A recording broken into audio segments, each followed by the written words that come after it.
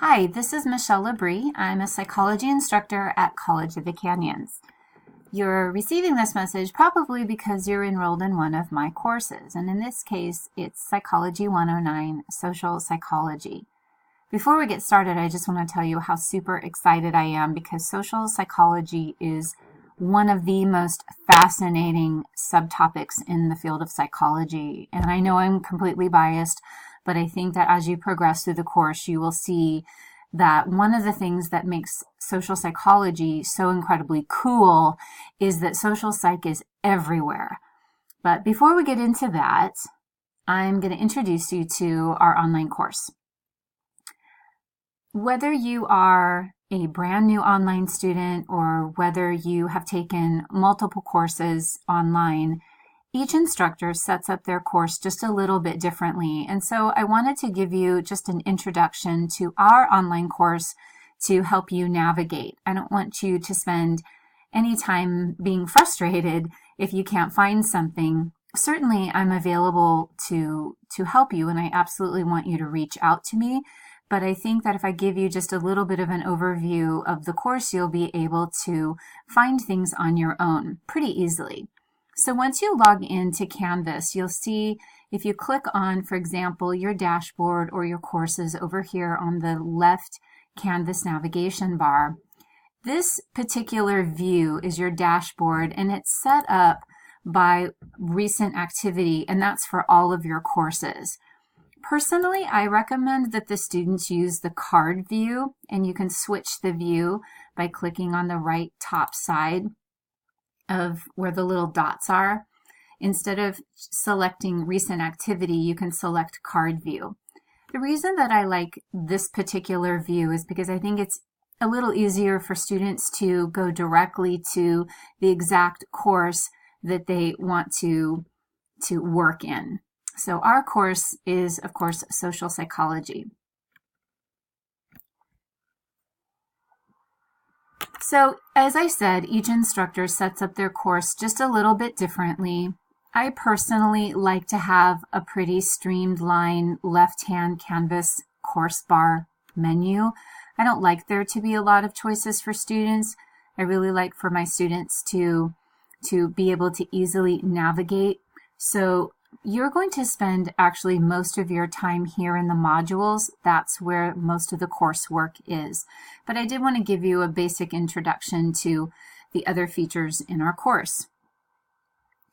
You can always click on the Home button, and the Home button in my course is always going to take you to the unit landing page. If I want you to see something or pay attention to something rather quickly, then I'll show you to that landing page from the home page. Also, as you see, as we progress through the course, I will place screenshots of due dates that are directly from the syllabus.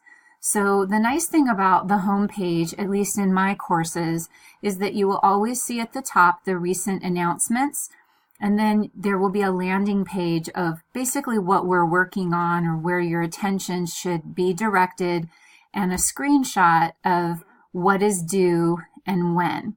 I find this to be really, really helpful, not just for students, but actually for me too, so that everyone is on the same page in terms of what we're working on, what's coming up, and what is due. Of course, the announcements for the course will be placed under announcements. You should be receiving emails from me as the course starts. If you're not receiving announcements and emails from me, then you're going to want to go into your account and you're going to want to set up your notifications. It's really important that you receive the notifications from your instructor. I tend to send a lot of emails. I apologize if that annoys you, but in general, I've been teaching online for a very long time, and I find that my students generally like the gentle reminders of upcoming due dates. I am very aware that many of you are taking multiple online courses, on-ground courses. You have families, you have work, you have other responsibilities. You very likely have a million things going on in your life. So a gentle reminder of upcoming due dates is usually appreciated by the students. So in a semester-length course, I will typically send emails usually at least once a week, sometimes twice a week, and usually right before something is due. In a 5 or an 8 week class, you're probably going to get emails from me about every other day. So those are going to come in the form of announcements or also just reminders. If there's an assignment that you haven't yet completed, I can send an email and I noticed, hey, you haven't completed the Chapter 4 quiz. Just as a reminder, it's due tonight by midnight or something like that. From the left navigation bar, you can also click on the syllabus. And what's nice about the syllabus is that not only can you download the current paper syllabus in a PDF version, but also what's nice about the Canvas syllabus page is that, as you can see, that it'll have the upcoming dates and what is important in the course. Now keep in mind that this video may be for a previous term, so it may not be reflective of your particular course, but I think you'll get the basic idea. You're going to spend most of your time in the modules, so I'm actually going to come back to the modules, but just real quickly, you can see that there are, from the discussions, all of your discussions will be listed here. The discussions are typically listed by the pinned discussions or those that are closed for comments. Once a discussion has ended, I move it into the closed for comments. You can still read the responses and replies to your response, but you won't be able to add any new responses. You can see your grades by clicking on the grades from the left menu bar. And this is pretty self-explanatory. It'll show you what your current grade is for the different items. And you can also do what's called a what if grade, that you can put a score in if you're wondering, what do I need to earn on a certain exam to earn a certain grade in the course. That'll be listed there too. But let me go back to the modules for right now.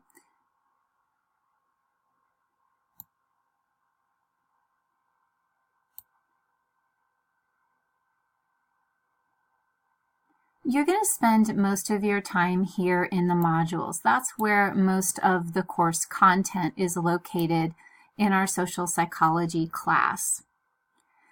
So my students all start with a class orientation.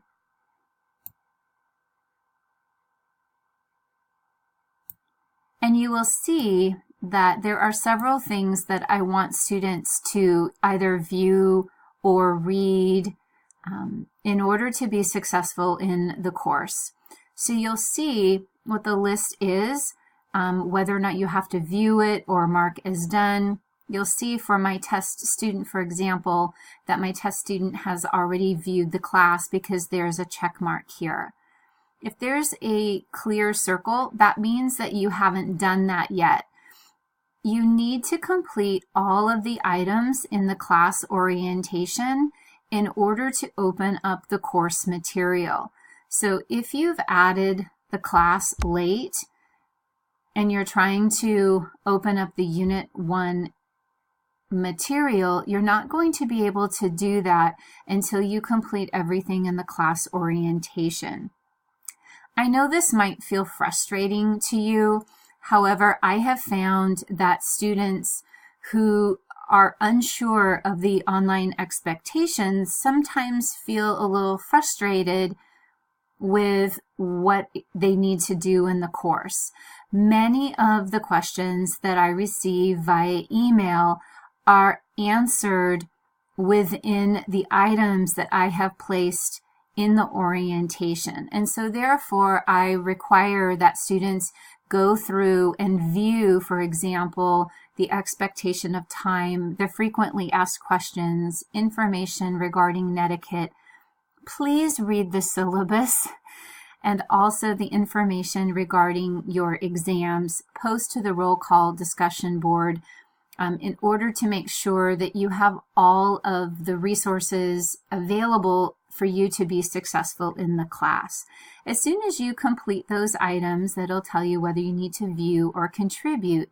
Then once the course begins, the Unit 1 course material will open.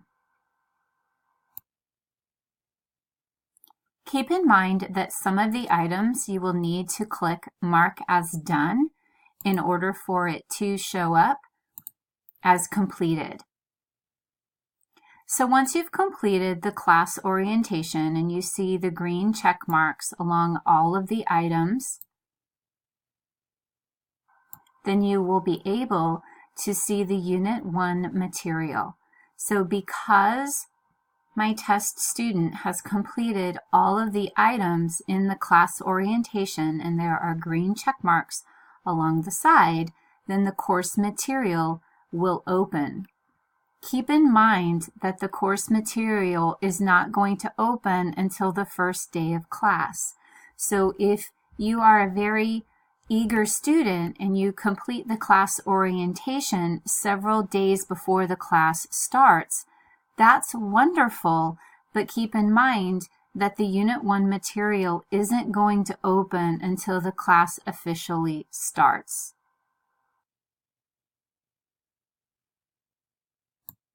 So just as a reminder, you're going to access the course materials through the modules. Through the modules is where all of the course material is for our course. As I previously mentioned, I organize the items by unit. In this particular unit, there are 4 chapters. At the beginning of each unit, this will be your landing page. And as you can see, I will place a screenshot as a nice reminder of what items are due. Certainly, you are welcome to take a look at the syllabus, but I will always place a screenshot inside the modules for that particular unit. You'll notice that the items are organized by chapter along with different assignments and quizzes that are due. Each chapter includes a page. You'll see the page icon in front of each chapter. Make sure that you open up each chapter page because there are lots of different resources that I have given to you. I have study guides, I have PowerPoints, I have extra notes. There's all kinds of material that is available on each chapter page. You certainly don't want to miss out on that. So each chapter page has both the tasks to complete, and I also have video lectures, like I said, study guides if there are required videos. I have images, extra notes, video lectures, YouTube videos, anything to help you. Those are always going to be listed on each chapter page. So you'll see that in the modules, there is a chapter page for every single chapter. I also have placed a shortcut for all of the assignments as well as the quizzes. The discussions will be also located here. So the topic for the discussion board, I do an exam review as well as a practice exam. On the practice exam, I have recorded a video that is me lecturing on every single question on the review sheet in kind of a mini lecture to help clarify. I strongly recommend that you use the resources that are here. Your exam 1 will, of course, all of your exams will be listed in the modules and so that you can find them easily. If you have any questions, please feel free to reach out to me. There is information about the Critical Thinking Journal. You can take a look at that in your syllabus, but there's also a separate video for that. So this is an introduction to the course. I hope this has been helpful for you. If not, please reach out to me. I'd be happy to help you. It's absolutely my investment in your success, and I definitely want to help you however I can.